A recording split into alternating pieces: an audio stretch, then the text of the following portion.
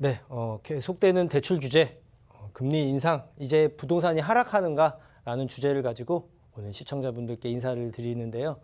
자, 예전부터 제가 일전에 계속 말씀드렸지만 아무래도 대출 규제와 금리 인상 영향은 분명히 있을 거다. 그리고 계속 관망세를 유지하거나 조금 더 하락할 가능성이 있다라는 말씀은 드렸습니다. 과연 그렇다면 계속되는 상승 추세에서 이제 하락 추세가 계속 지속이 될 건지, 이 대출 규제와 금리 인상이 어떤 영향을 받을 거고 앞으로 어떻게 흘러갈지에 대해서 다시 한번 심층적으로 알아보는 시간을 가지도록 할 건데요. 자, 최근 부동산에 사람들이 이제 어떻게 바라보고 있나도 중요합니다. 기사에서 계속 보실 수 있겠지만 대출 규제에다가 또 종부세 여파까지 이제 겹치기 때문에 계속 2주째, 현재 3주째 계속 팔자가 더 사자보다 많습니다. 예. 100 이하로 이제 감소가 해서 실제 98.6, 지금 100 이하면 사려고 하는 사람보다 팔려고 하는 사람이 더 많다라고 보시면 되십니다. 네, 이게 그만큼 예전에는 가격이 오를 것이다라는 기대감 때문에 사람들이 많이 찾았다면 지금은 조금 떨어지지 않을까라는 생각을 가질 수 있는 사람들이 훨씬 더 늘어났다, 이렇게 보실 수가 있고요. 그 다음에 또 서울 집값 1년 반 만에 하락 추세로 진행이 됐다. 매매 가격 전망 지수입니다. 매매 가격 전망 지수 같은 경우는 부동산 중개업소를 대상으로 이제 집값 앞으로 어떻게 될 건지 이거를 조사를 한 기준입니다. 100을 밑돌면 이제 떨어질 가능성이 있다라는 사람이 더 많은 거고요. 100이 넘으면 상승할 사람이 더 많다. 이렇게 보시면 되는데 실제 이 업에 종사하는 사람들도 조금 더 하락하지 않겠냐라는 전망이 좀 더 우세합니다. 그만큼 규제도 좀 생기고 계속 또 너무 많이 오르지 않았나라는 생각들도 이제 포함이 되기 때문에 실제적인 사람들의 심리, 일반적인 사람들 그리고 부동산 업에 관련된 사람들도 조금은 더 하락하지 않겠냐, 이런 얘기들이 계속 기사로 나오고 있습니다. 자, 대출 규제 자체에 대한 여파는 어떻게 되냐면요. 6억 이하의 부동산은 이제 계속 상승할 가능성은 있습니다. 왜 그러냐면 6억 이하의 부동산을 취득하시는 분들이 대출을 받을 경우에는 대부분 보금자리론을 활용을 합니다. 서민주택담보대출의 이제 대표적인 상품이고 6억 이하만 가능하기 때문에 보금자리론을 신청을 하고 이자가 좀 일반적인 대출보다는 저렴하기 때문에 가장 우선적으로 이용을 하는데 6억이 넘어가게 되면 신청이 불가합니다. 그렇기 때문에 대출 규제로 인해서 대출 받기가 힘들어졌기 때문에 오히려 더 금리 인상과 더불어서 좀 더 6억 이하를 사람들이 찾게 되고 그로 인한 풍선 효과로 조금 더 상승할 수 있다라고 볼 수가 있고요.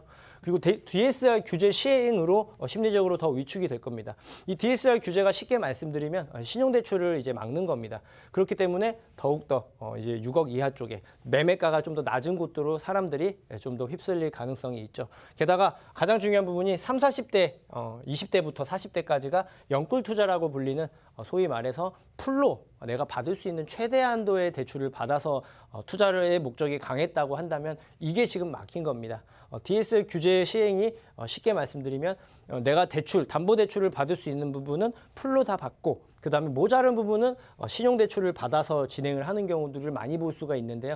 이제는 신용대출 자체가 이제 어려워졌기 때문에 말 그대로 그런 투자가 어려워지면서 매수하려는 심리 그리고 실제적인 사람들도 많이 줄어들 가능성이 있다라고 판단을 합니다. 그렇기 때문에 저가의 아파트와 또 저렴하다고 인식되는 빌라로 수요가 좀 더 몰릴 거라고 보여지고 있고요.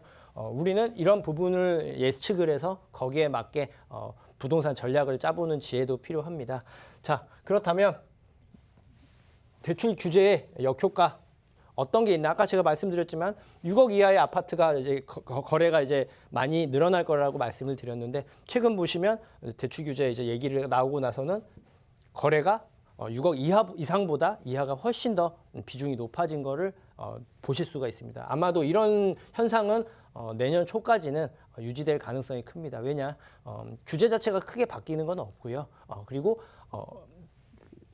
내년 1월부터 또 DSR이 실제적으로 단계적으로 이제 계속 시행이 되다 보니까 말 그대로 조금 더 저렴하면서 대출을 그나마 좀 받을 수 있는 그런 쪽으로 부동산의 수요가 몰릴 가능성이 있다라고 예측을 해볼 수가 있겠죠. 자, 그렇다면 금리는 과연 어떤 영향을 끼치냐? 기준금리가 이번에 또 올랐죠. 올해만 들어서 두 번째로 오른 건데 기존 0.5%에서 1%로 올렸습니다. 자, 20개월 만에 1% 시대로 복귀를 한 건데요.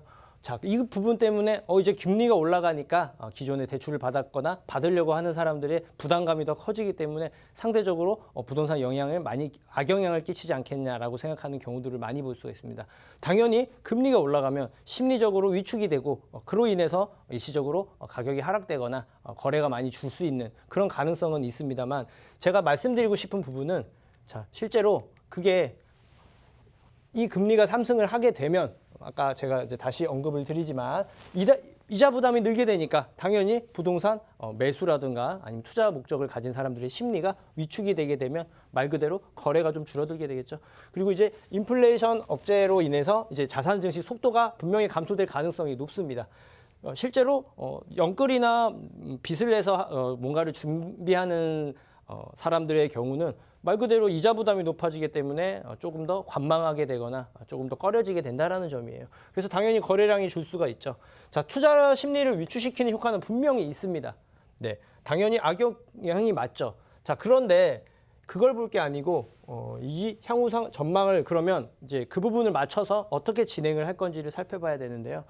일시적 영향은 있지만 다시 반등할 것이다.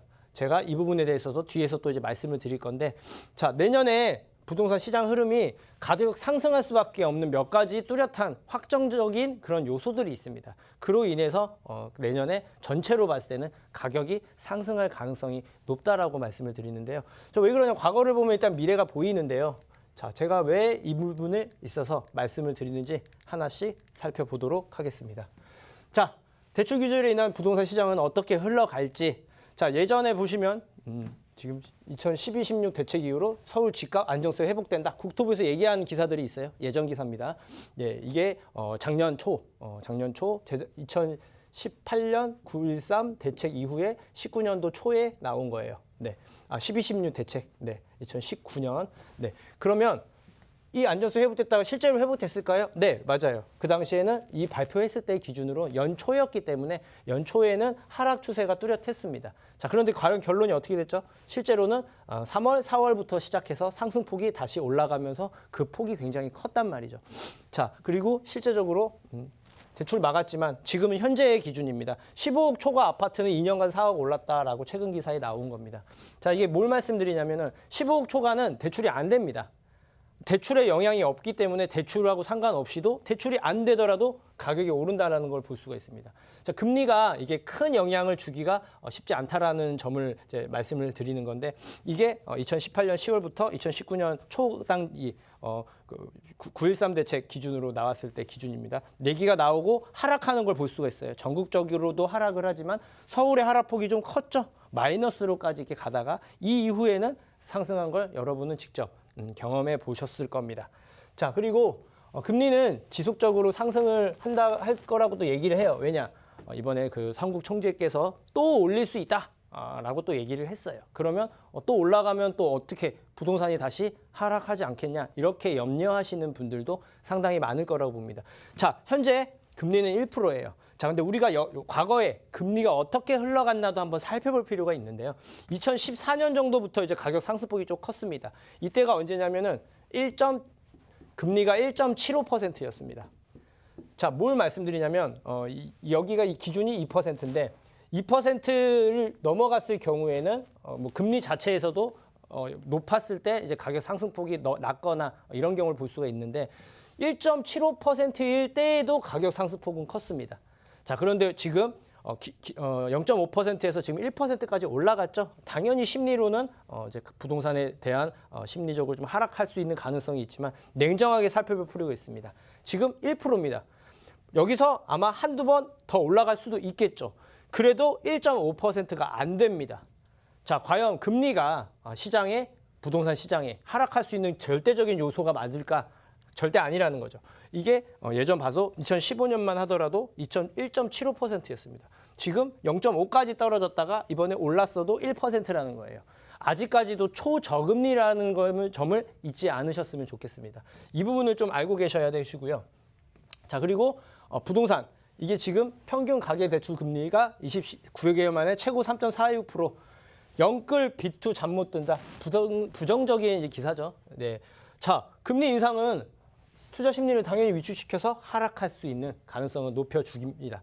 하지만 제가 늘 말씀드리지만 이 금리가 올라서 그 영향이 부동산에 하락할 수 있게끔, 그리고 그 하락이 지속될 수 있게끔 하려면 대출을 받은 사람도 많아야 되고요. 대출을 받아야 할 사람들도 많아야 됩니다. 그래야 실제적으로 내가 부담을 느끼는 사람들이 많아지면서 당연히 심리적으로 위축이 되고 거래도 더욱더 많이 줄 수 있는데, 중요한 건 기존 대출 자체가 지금 많아야 효과가 있는데 지금 현재 많지가 않습니다. 왜냐?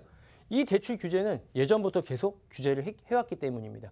그리고 잘 생각해 보시면 투자 목적을 가진 사람들은 대부분 전세를 끼고 그렇게 투자를 했다는 거죠. 물론 신용대출까지 무리해서 연끌로 하신 분들한테는 일부 영향이 있을 수 있지만 그 규모가 크지 않다라는 점을 말씀을 드리고요. 또 앞으로 이 금리가 얼마나 영향을 끼치냐. 자, 예전부터 막혀 있어요. 지금 대출 받으려고 해도 대출이 안 나옵니다. 실거주 목적이라던가 금액, 그런 경우는 이제 대출이 나오지만 이미 대출을 막아놨기 때문에 대출이 안 됩니다. 그렇기 때문에 이 금리가 절대적으로 부동산에 영향을 끼친다? 이렇게 단언할 수는 없다라는 거죠. 이 금리 자체가 심리적으로는 뭔가 얘기가 나왔을 때 영향을 일부 받을 수 있지만 길어지려면 거기에 맞게 실제적으로 뭔가 부담을 갖는 사람들이 많이 늘어나야 되는데, 실거주를 하고 있는 사람들의 경우는 그럴 수 있지만 투자 목적을 가진 사람들한테는 그렇지 않다라는 점이에요. 그렇기 때문에 이 영향이 일시적이지만 오래 가지는 않을 것이다 라고 추측을 해볼 수 있다는 점이죠. 자, 과거의 흐름을 이해하면은 저 알기 쉬울 수가 있는데, 예전에 이제 큰 틀에서 예전 노무현 정부부터 이명박, 박근혜, 문재인 정부 기준으로 부동산 상승 추이를 한번 비교 분석을 해본 겁니다. 노무현 정부 때는 뉴타운으로 인한 공급도 있지만 집값 잡겠다라고 좀 강력한 규제를 좀 했었고요. 예, 규제가 좀 심했고, 그리고 이명박 정부, 박근혜 정부는 완화 정책을 폈습니다. 뭔가 그 당시에 경제 위기도 있긴 했지만 대부분 규제를 완화하거나 해제를 했다라는 거예요. 그리고 문재인 정부 들어선 규제가 좀 커졌죠.